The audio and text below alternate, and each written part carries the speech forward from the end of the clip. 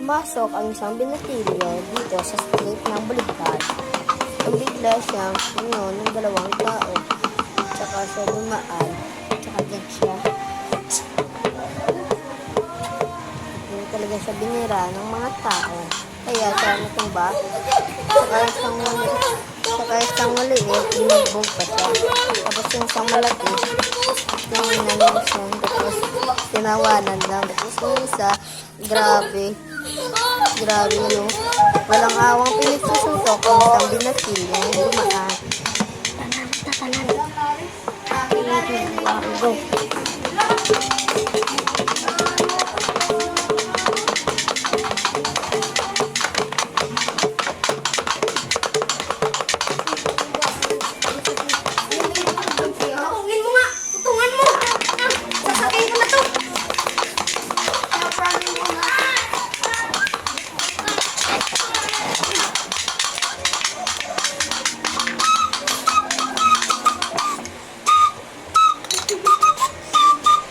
Dinala na sa hospital.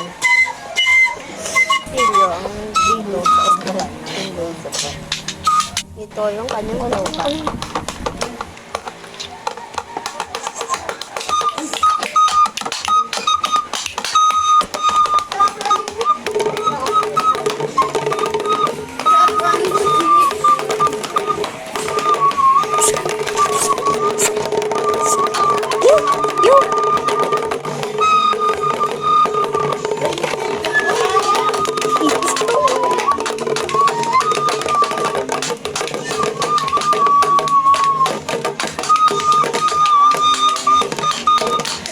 Tinulungan na ng kanyang kasama. At tinulungan na nga ng niyang kasamang lalaki na tricycle driver.